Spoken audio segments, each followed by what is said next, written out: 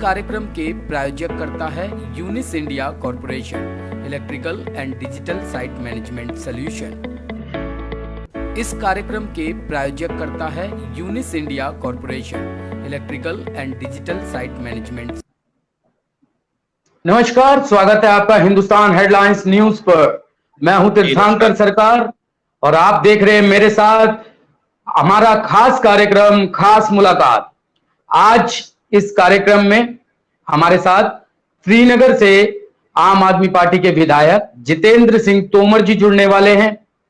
आज उनके साथ हम बातचीत करेंगे क्षेत्र की समस्याओं को लेकर, पार्टी द्वारा और उनके द्वारा क्षेत्र में किए गए कामों को लेकर, कोरोना काल में पार्टी द्वारा किए गए कामों को लेकर, इन्हीं सब बातों को लेकर आज हम विधायक जितेंद्र सिंह तोमर जी से बातचीत करेंगे। दर्शकों से भी अनुरोध है कि इस वीडियो को ज्यादा से ज्यादा आप लोग शेयर कीजिए और आपके कुछ सवाल है जो आप विधायक जी से पूछना चाहते हैं तो आप हमें कमेंट पे लिख के भेज सकते हैं। हम आपके सवालों के जवाब जरूर लेने की कोशिश करेंगे। आप ज्यादा देरी ना करते हो, मैं अपने साथ सीधा विधायक जी को जोड़ना चाहूंगा।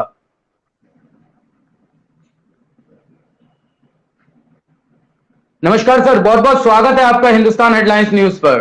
जी नमस्कार, थैंक यू वेरी मच। जी सर, जिस तरीके से दिल्ली में कोरोना का कहर बढ़ता जा रहा है, महाराष्ट्र के बाद दिल्ली का नंबर आ रहा है और लगातार जो है केसेस दिल्ली में बढ़ रहे हैं, तो सर क्या सरकार उपाय कर रही है इसको लेकर? ज्यादातर देखने को ये मिल रहा है कि पक्ष और विपक्ष मिलकर आरोप प्रत्यारोप का एक खेल चल रहा है। इस पर क्या कहना चाहेंगे सर? देखिए, दो बातें हैं। जब से इस वैश्विक महामारी शुरू हुई हमारे देश के अंदर, तो दिल्ली क्योंकि इंटरनेशनल एयरपोर्ट है, ज्यादातर लोग यहाँ पर आते हैं और ये बीमारी हमारे देश की बीमारी तो है नहीं, विदेश की आई बीमारी, हमारी यहाँ से बीमारी आई यहाँ पर। और लॉकडाउन हुआ, जो भी केंद्र सरकार का दिशा निर्देश रहा उसके से हमने काम किया। उससे कहीं बढ़ चढ़ के हमने, पूरी सरकार ने, हमारे तमाम विधायकों ने, हमारे मुख्यमंत्री ने, हमारे पूरी कैबिनेट ने, सब लोग लगातार काम कर रहे हैं। और कोरोना को आज जो पोजीशन है उसमें हम जीतने की ओर जा रहे हैं, कोरोना को हराने की ओर जा रहे हैं हम। अभी जो रेशो है वो देख लीजिए आप, अब 9 और 10% के बीच में केसेस आ रहे हैं, जबकि उससे कहीं ज्यादा 72% का रिकवरी का हमारा हो चुका है। तो लगातार हमारी सरकार ने, हमारे मुख्यमंत्री ने लगातार काम किया इसके ऊपर और तमाम हमने उम्मीद से, क्योंकि किसी तरह की कोताही बरती नहीं।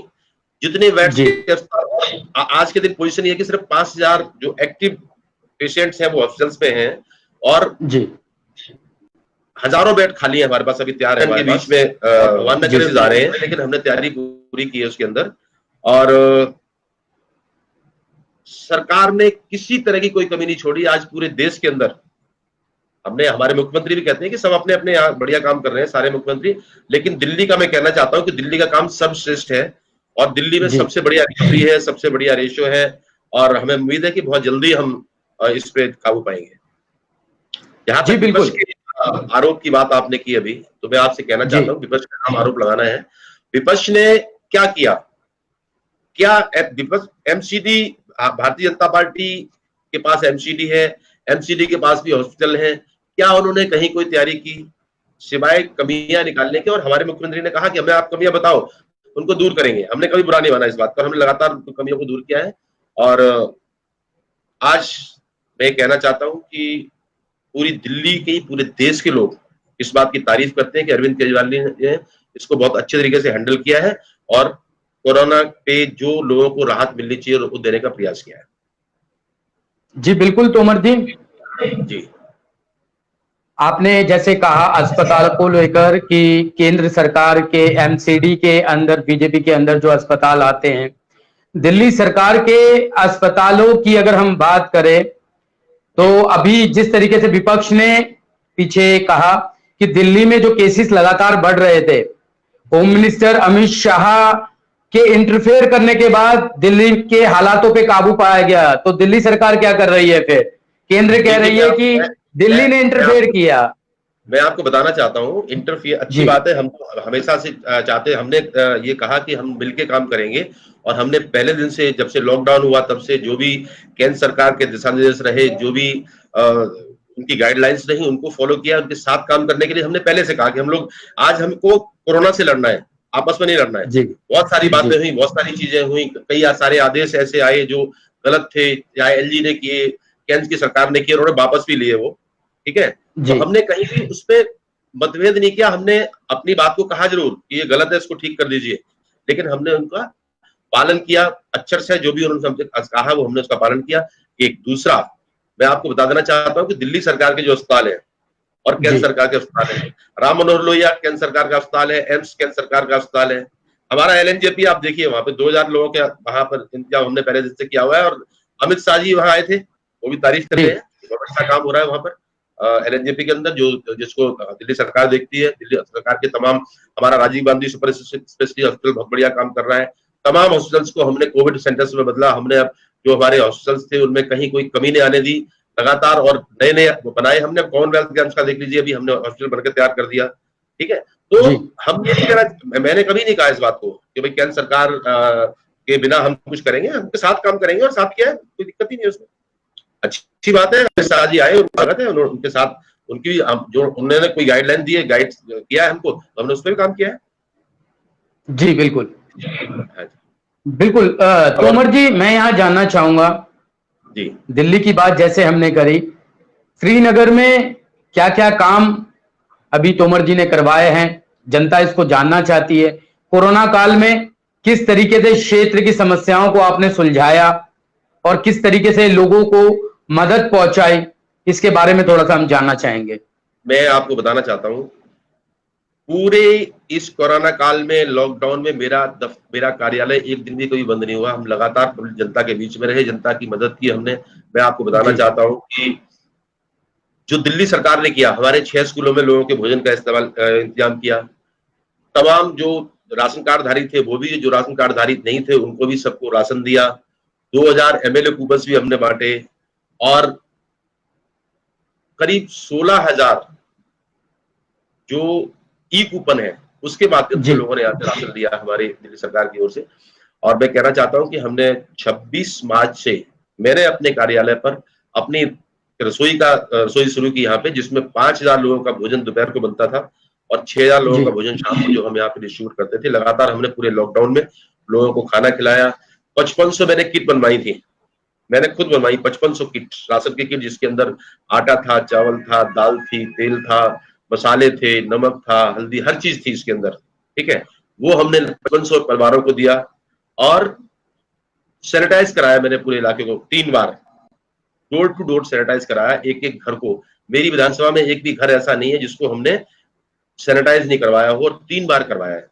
तो जितना बेहतर से बेहतर हम लोग दे सकते हैं, जो अपनी सेवाएं दे सकते हैं, वो सेवाएं हमने दी है लगातार।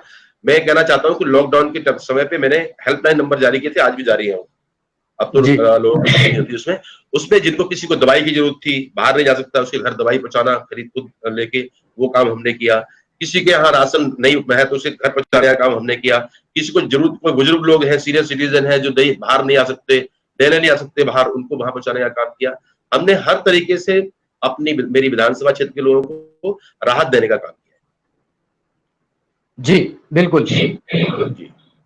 तोमर जी, जो ये खाने की बात हुई कोरोना काल में, जिस तरीके से दिल्ली सरकार ने भी लाखों लोगों को भोजन कराया, दिल्ली सरकार ने जो किचन शुरू किया, उस किचन में रोज लाखों लोगों के लिए खाना तैयार हो रहा था, लोगों को खाना खिलाया जा रहा था, अलग अलग जो सेंटर बने हुए थे वहां खाना पहुंचाया जा रहा था।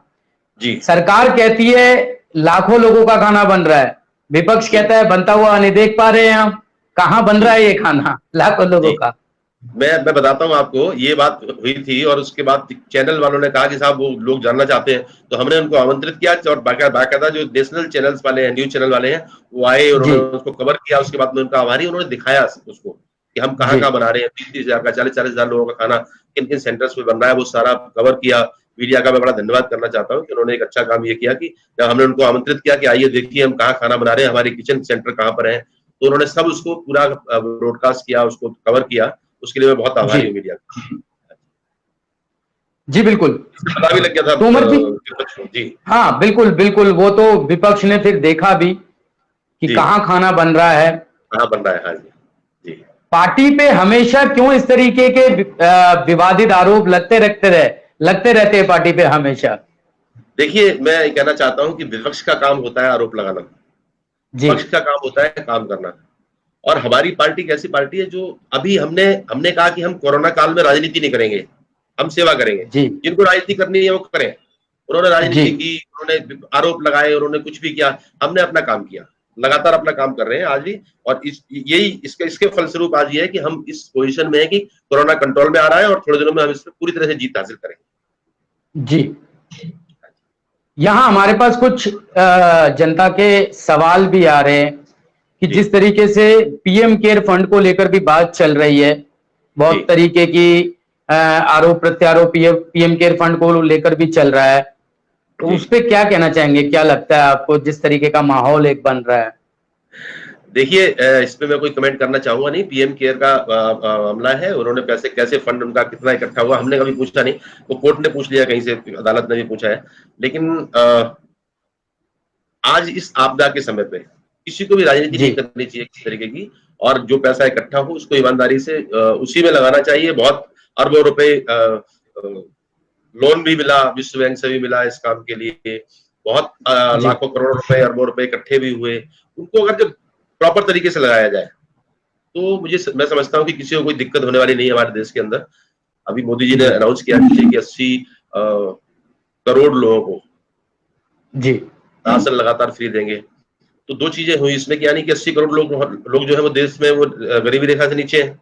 जी 132 करोड़ की आबादी है पूरे देश की, उसमें 80 करोड़ लोग आज भी गरीबी रेखा से नीचे है। इसका मतलब एक तरफ उन्होंने कहा कि वो 80 करोड़ लोगों को राशन देंगे, फ्री देंगे नवंबर तक। दूसरी तरफ उन्होंने बहुत पैसे बढ़ा दिए डीजल पे और पेट्रोल पे। और डीजल एक ऐसी चीज है जिससे देश चलता है, ट्रांसपोर्टेशन पूरा डीजल पर होता है। पूरा जो हमारा अन्नदाता है, जो किसान है, वो अपनी खेती जी करता है तो सारा डीजल पे होता है। ट्रैक्टर डीजल से चलता है, उनके पंप डीजल से चलते हैं। तो मुझे समझ नहीं आया कि राहत देने की जगह ये क्या हुआ। ये जी जायज नहीं है लोगों के साथ जो भी हुआ है। उसमें कुछ करना चाहिए था मोदी जी को। इतने सारे पैसे जितने पैसे पीएम केयर फंड में फंड हुए, वही उन पैसों को ईमानदारी से लगा दिया जाता तो सब जरूरत नहीं जी पड़ती पैसे बढ़ाने की, रेट बढ़ाने की, कुछ करने की। और लोगों को इस समस्या से जूझना नहीं पड़ता, महंगाई की समस्या से। सर, यहाँ पे विपक्ष की तरफ से एक आरोप और भी है। मनीष सिसोदिया जी ने ट्वीट करके कहा था कि कोरोना के खिलाफ जंग में दिल्ली सरकार ने कई बड़े कदम उठाए हैं। सबसे ज्यादा टेस्ट दिल्ली में हो रहे हैं। कोरोना के साथ जीने की आदत डालने की बात सबसे पहले मुख्यमंत्री ने की थी। उन सबका असर अब दिख रहा है, रिकवरी रेट बढ़ा है और पॉजिटिव केस घट रहे हैं। इस पे बीजेपी दिल्ली ने पोस्ट डाला था कि टेस्ट की संख्या मोदी सरकार ने बढ़ाई है, टेस्ट के रेट मोदी सरकार ने कम किए हैं, खुद होम मिनिस्टर ने दिल्ली की कमाल संभाली है। दिल्ली में जुलाई के अंत तक 5.5 लाख केस होने का दावा कर आम आदमी पार्टी ने जनता में दहशत फैलाने का काम किया है। तो स्थिति मोदी सरकार की वजह से बेहतर हुई है, ना कि दिल्ली सरकार की वजह से? देखिए ये जो भी आंकड़े हैं वो सब आईसीएमआर ने दिए थे, हमने नहीं दिए थे कोई भी आंकड़े, ठीक है ना। जी ये सारे आंकड़े जी उनके बनाए हुए, हमने उनको बताया लोगों को जागरूक करने के लिए और तैयारी करने के लिए पहले से पहले, जी ताकि अगर इस तरह की कोई समस्या आए तो इसका हमारे पास समाधान हो, उसको कर पाए। जी दूसरी बात यह है कि हमारे मुख्यमंत्री ने पहले कहा कि भाई क्रेडिट लेना है लो, जिसको लेना है लो, मुझे तो काम करना है, मुझे अपने लोगों की जी मदद करनी है, अब दिल्ली के लोगों की सेवा करनी है। जिसको क्रेडिट लेना है ले लो, जो लेना है, ठीक है। अमित शाह जी ने संभाला, बीजेपी ने संभाला, किसने संभाला? दिल्ली के लोग जानते हैं, दिल्ली के लोग देख रहे हैं हमारे मुख्यमंत्री किस तरह काम कर रहे हैं, हमारी सरकार किस तरह काम कर रही है। तो जी मैंने पहले भी कहा था कि विपक्ष का काम है, वो अपना काम खुद भी कर रहे हैं। वो तो जी कोरोना काल में भी राजनीति कर रहे हैं। ये जी देखिए कि वेंटिलेटर का इंतजाम केंद्र सरकार करती है, हजारों वेंटिलेटर आए थे आज तक पीएम केयर जी फंड से। वो होने की बजाय अगर जो 72,000 एलईडी लग गई बिहार के अंदर, चुनाव जी की बात रही, जब लॉकडाउन नहीं हुआ पहले शुरू में, वो इसलिए कि मध्य प्रदेश में सरकार बननी थी, वहां राजनीति थी। जी फिर बीच में वेंटिलेटर के लिए पैसे नहीं है, लोगों को राहत देने के लिए पैसे नहीं है, 72,000 एलईडी लगाने के लिए पैसे हैं। आप सब खुद अंदाजा लगा लें, दर्शक खुद अंदाजा लगा लें, लोग अंदाजा लगा लें और लगा चुके हैं कि राजनीति कौन कर रहा है। हाँ जी, हम राजनीति नहीं कर रहे हैं, हम सिर्फ सेवा कर रहे हैं। हम कोरोना से लड़ना चाहते हैं सीधा, और हमारी लड़ाई कोरोना से, हमारी लड़ाई किसी राजनीतिक और किसी पार्टी से बिल्कुल नहीं है। आज के दिन तो राजनीति बिल्कुल नहीं कर रहे हैं। जी बिल्कुल। विपक्ष यहाँ ये भी आरोप लगा रहा है कि दिल्ली सरकार की मिली भगत से बिजली कंपनियां जो है वो मनमानी कर रही है। आदेश गुप्ता जी ने ट्रेडर्स एसोसिएशन के साथ कॉन्फ्रेंस करी और उन्होंने कहा कि हम इसको लेकर एक बड़ा जन आंदोलन भी करेंगे। बिजली कंपनी और दिल्ली सरकार की मिली भगत से जो है बिजली कंपनी वाले मनमानी कर रहे हैं, रेट बढ़ा रहे हैं। क्या, कहाँ, कौन सा रेट बढ़ा, बताइए मुझे आप, कहाँ रेट बढ़ा है? वो रेट बढ़ा है क्या बिजली का दिल्ली के अंदर?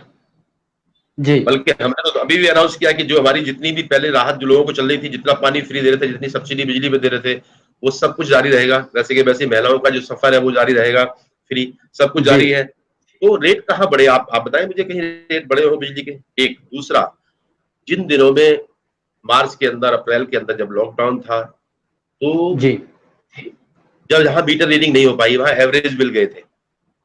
अब कंपनियां रीडिंग कर रही हैं, उसके बाद जो एक्यूरेट बिल निकलेगा, जो लोगों ने अगर एवरेज बिल जमा करा दिए हैं तो एडजस्टमेंट उसका सबका हो जाएगा। और जो जिस तरह जो पहले था फरवरी में जो था वही आज है। कोई रेट नहीं बढ़ा, कोई पैसा नहीं बढ़ा, कोई तो क्या मनमानी बिजली कंपनियां कर रही हैं, हमें बता दें वो, तो हम उस पर कंट्रोल करेंगे। बता दें, लेकिन ऑथेंटिक बात बताएं कि भाई ये मनमानी कर रहे हैं। ये कहना कि रेट बढ़ा दिए तो बता दें कि रेट कौन से बढ़ा दिए, हम भी देख लेंगे उनको ठीक जी बिल्कुल। तो तोमर जी, त्रिनगर विधानसभा में अभी आने वाले समय में क्या क्या प्रोजेक्ट्स है, जनता के लिए आप और क्या क्या कर रहे हैं, और जनता को और क्या क्या सुविधाएं मिलने वाली है आपकी तरफ से, और क्या क्या नए जनता के लिए क्या क्या नई चीजें अभी आप करने वाले हैं, उसके बारे में थोड़ा सा दर्शकों को आप बताइए, त्रिनगर की जनता को बताइए थोड़ा सा। मैं बताता हूँ आपको, तमाम जो मेरे क्षेत्र, विधानसभा क्षेत्र के लोग हैं, उनको सबको पता है, मैंने पिछले अपने कार्यकाल में 600 काम किए थे, 600 विकास के कार्य किए थे, जो अपने आप में एक कीर्तिमान था, जिसमें तमाम सड़कें, नालियां, foot over bridge, open gym, parks, बिजली का काम, पानी का काम, सीवर लाइंस, पानी की लाइंस, ये तमाम काम मैंने किए थे। और अभी काम हमारे विधानसभा क्षेत्र में त्रिनगर में भी काम लगातार जारी है, इन दिनों में भी काम जारी है। अभी भी एक बड़ा प्रोजेक्ट मेरा चल रहा है जो पुल चौड़ा करने का है, जो इंद्रलोक से महाराजा नाहर सिंह मार्ग है उसके ऊपर जो गंदा नाला है हमारा, उसका पुल का चौड़े करने का, उसका वाइडनिंग का काम चल रहा है, लगातार काम जारी है उसका। मेरे 2 फुटओवर ब्रिज बन रहे हैं, उसका लगातार काम जारी है। एक सड़क मेरी बन रही है रोड नंबर 37 से लेके ओंकार नगर तक, करीब 1 किलोमीटर लंबी सड़क है, जिसमें हम सड़क बना के उसके अंदर डिवाइडर लगा रहे हैं, उसपे 50 स्ट्रीट लाइट के पोल लगा रहे हैं। तो काम हमारे लगातार जारी है, लगातार चल रहे हैं। कहीं कोई समस्या आई है इसमें कोई दो राय नहीं है कि जब तमाम मजदूर जब दिल्ली से पलायन कर गए, जो प्रवासी मजदूर थे हमारे, वो करीब 7 लाख के आसपास लोग यहाँ से दिल्ली से चले गए, तो उसके बाद ये एक बड़ा संकट खड़ा हो गया कि काम कैसे हो। काम तो मजदूर करते हैं, सड़क बनानी है तो मजदूर बनाते हैं, वही हमारा असली तो निर्माता वही है देश के, और वो आज के दिन है नहीं। समस्या आ रही है, लेकिन जो काम बीच में रुके हुए थे उन कामों को शुरू करने की कोशिश कर रहे हैं। कुछ काम शुरू हो गए हैं, कुछ काम शुरू जल्दी करने की कोशिश कर रहे हैं, कुछ लोग वापसी आ रहे हैं, कुछ हम लोग इंतजाम कर रहे हैं किस तरह के लेबर का इंतजाम हो, और बाकी काम लगातार शुरू हो। एक पानी की लाइन मैंने शुरू करवाई है अभी त्रिनगर में। बता दूं मैं आपको कि त्रिनगर में 40 साल पहले आबादी आज से 7-8 गुनी 10 गुनी कम होगी, ये 40 साल पहले की बात में। तो केशवपुरम में जहां हमारा यूजीआर है, अंडरग्राउंड रिजर्वायर है, वाटर रिजर्वायर है, जहां पानी का टैंक है, C8 में है केशवपुरम के अंदर, वहां से पानी की सप्लाई होती है त्रिनगर के अंदर। तो एक लाइन गई हुई वहां से। अब क्योंकि डिमांड बहुत बढ़ गई, पहले 1 मंजिल मकान हुआ करते थे, अब 4 मंजिल मकान है, 8 गुनी जनसंख्या बढ़ गई है 40 साल में। 40 साल पहले लाइन डली थी, अब मैं एक लाइन सीधे यहाँ से डलवा रहा हूँ, इसका काम शुरू हो चुका है। उस लाइन को मैं, जो त्रिनगर का मेरा आखिरी हिस्सा है, क्योंकि पहले छोर से जोड़ दिया हमने लाइन को, तो जब भी पहले छोर से जोड़ेंगे तो अंतिम जो हिस्सा है उसमें पानी की बहुत समस्या हो जाती है। आधे घंटे, 1 घंटे, 1.5 घंटे पानी आता है, क्योंकि मोटर तमाम लोगों की लगी हुई है, मोटर चालू हो जाती है तो पानी यहीं रुक जाता है, आगे तक पहुंचना मुश्किल हो जाता है। मैं एक लाइन चलवा रहा हूँ जिसका काम चालू हो गया, जो लाइन मेरे जो दूसरा छोर है त्रिनगर का, उसको वहां से फीड करेगी, इसमें बीच में कोई कनेक्शन नहीं होगा, वो वहां से फीड करेगी ताकि 2 तरफ से पानी आया है त्रिनगर के अंदर। तो आधा हिस्सा जो बाकी हिस्सा है जो पीछे का, उसको भी पानी बराबर का मिले, ये भी काम मेरा शुरू हो गया है, जो जिसका काम मेरा जारी है। मेरी कुछ सड़कें हैं, पीतमपुरा गांव में मेरी सड़क है, बड़ी सड़क है, सेवा मार्केट से जारी है, जो सोसाइटीज के पीछे से, उसका काम शुरू हो गया है। तो बहुत सारे काम हमने शुरू कर दिए हैं, और जो काम बाकी है उनको मेरा प्रयास है कि मैं अगस्त के महीने में सारे काम मेरे शुरू हो जाए। जी बिल्कुल, हमें उम्मीद है बहुत जल्द ये काम हो जाएंगे, और त्रिनगर विधानसभा के जनता को एक बेहतर जीवन देने में आप प्रयासरत है, और उनको एक बेहतर जीवन मिल पाएगा, और जो भी जरूरत की चीजें हैं जीने के लिए वो उनको मुहैया होती रहेगी, उनकी समस्याओं का आप समाधान करते रहेंगे, ऐसा हमारा आपसे एक विश्वास है। बिल्कुल करेंगे साहब, बिल्कुल करेंगे, बिल्कुल किया है, और पूरी ताकत से, पूरी मेहनत के साथ, पूरी लगन के साथ मैं अपनी जो हमारी विधानसभा है उसके लोगों को, मेरे लिए ये मेरा मंदिर है एक विधानसभा, और इसमें पूजा, मैं एक पुजारी की तरह हूँ। मेरा काम है लगातार जो बढ़िया से बढ़िया सेवाएं मिल पाए मेरे यहाँ के लोगों को, बढ़िया से बढ़िया फायदे मिल पाए यहाँ पे, उसका लगातार प्रयास किया है, और लगातार जारी रहेगा प्रयास, इसमें कोई कमी नहीं है। जी बिल्कुल। जाने से पहले तोमर जी, 2 सवाल मेरे और हैं जी। पहला सवाल, विपक्ष कहती है कि दिल्ली सरकार काम कम करती है और विज्ञापन ज्यादा करती है, हर चीज में क्रेडिट लेने की आदत है।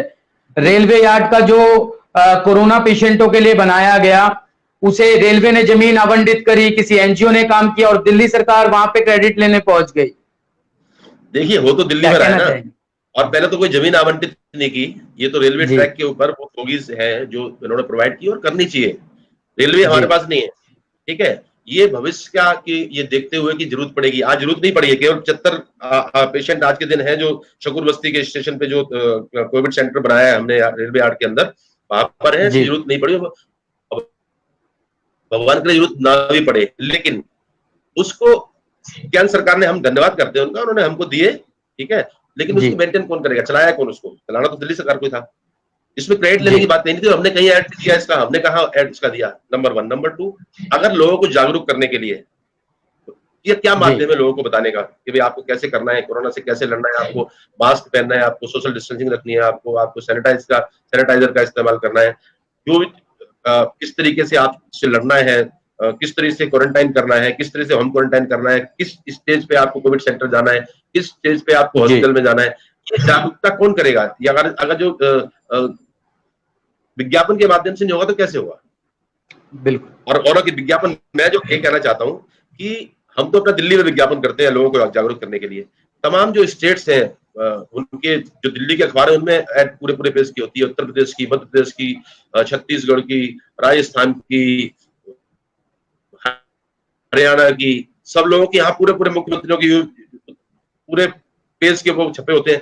दिल्ली के लोगों को क्यों बताना चाहते हैं? वो अपने प्रदेश के लोगों को बता दें, हम तो अपने प्रदेश के लोगों को जागरूक करते हैं, वो तो दिल्ली के लोगों को जागरूक करने आते हैं कि हमने वहां लखनऊ में ये काम कर रहे हैं, लखनऊ में ये काम कर रहे हैं, दिल्ली वालों को क्या लेना देना है उस बात से? जी, ये खुद पहले तो अपनी गिरेबान में झांक के देख ले, वो लोग जो आरोप लगाते हैं कि हम जो है विज्ञापन दे रहे हैं, विज्ञापन हमने कोई वो विज्ञापन नहीं दिया जिसमें कोई गैर जरूरी हो, जो जरूरी है, जिसकी जरूरत है, वही विज्ञापन दिया। जी बिल्कुल। जाने से पहले सर, जनता को क्या संदेश देना चाहेंगे? जनता से मैं यही प्रार्थना करना चाहता हूं कि जो ये महामारी का दौर हमारे यहाँ आया, वैश्विक महामारी, जो इतना बड़ा संकट आया है, इसको हम सबको मिलके इसको जीतना है। ये 2020 थोड़ा संकट की का वर्ष रहा है हम लोगों के लिए, तो इसमें मेरी सब लोगों से ये प्रार्थना है कि सब लोग जो भी गाइडलाइंस हैं उनका उस पर अमल करें, मास्क का प्रयोग हर हालत में करें। अभी मैं क्योंकि ऑफिस में अकेला हूं इसलिए मास्क लगा रखा है, मेरा मास्क मेरे सामने रखा हुआ है, मैं तो बहुत सारी प्रिकॉशंस लेता हूँ। सोशल डिस्टेंसिंग का ही बहुत ख्याल रखें, हम लोग बार हाथ धोएं, जब भी मौका लगे जब हाथ धोएं, जब भी कहीं कोई चीज टच करें उसके बाद अपने आप को सैनिटाइज करें, ताकि हम इस जो कोरोना है इससे हम जीत हासिल कर पाए, जैसे हमने डेंगू पे पिछली बार जीत हासिल की थी।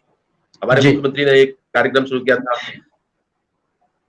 10 बजे 10 मिनट हर हफ्ते का जो हमने कार्यक्रम किया था, उससे पिछली बार कोई केस नहीं दिल्ली में हुआ था, क्योंकि सब दिल्ली के लोग जागरूक हुए, सब लोग हर रविवार को सुबह 10 बजे अपने घर के पूरे पानी बदलते थे, देखभाल करते थे, तो डेंगू से हमने जीत पा ली थी। वो सब लोग मिलके कर पाए। इसी तरीके से हम सब लोग मिलके अगर कोशिश करेंगे तो हम इससे निश्चित तौर पे हम जीतेंगे कोरोना से, और कोरोना हारेगा। मेरा संदेश है लोगों से कि जो भी गाइडलाइंस है उसका अमल करें।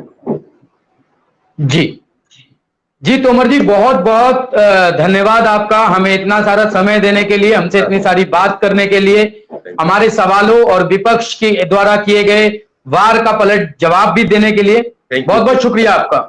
Thank you. तो दर्शकों, आपने देखा, ये थे हमारे साथ जितेंद्र सिंह तोमर, विधायक श्रीनगर विधानसभा। आज हमने इनसे ढेर सारी बात करी, जनता की समस्याओं को लेकर, जनता में इनके द्वारा किए जा रहे काम को लेकर, इन पर लगने वाले आरोपों को लेकर भी हमने चर्चा करी, और काफी बेबाक अंदाज में इन्होंने हर आरोपों का जवाब भी दिया। ऐसे ही नए नए मेहमानों से मिलने के लिए, नई नई जानकारियां पाने के लिए हमारे पेज को लाइक कीजिए, हमें यूट्यूब पे सब्सक्राइब कीजिए, इंस्टा पे फॉलो कीजिए, ट्विटर पे फॉलो कीजिए। ताजा तरीन खबरें पढ़ने के लिए लॉग इन कीजिए www.hindustanheadlines.in। फिर मिलेंगे कुछ नई खबरों के साथ, कुछ नए मेहमानों के साथ। तब तक के लिए बने रहिए हिंदुस्तान हेडलाइंस न्यूज के साथ, कहीं मत जाइएगा, बने रहिएगा हमारे साथ, देखते रहिए Hindustan headlines news. Public address and security system isolate power supply. Contact us 8290226236। आप हमें मेल भी कर सकते हैं info@unisindia.com पर। अधिक जानकारी के लिए हमारी साइट पर विजिट करें www.unisindia.com। Unis India corporation, electrical and digital site management solution. Our solutions ऊपर से आवाज आ रही है। इस कार्यक्रम के प्रायोजक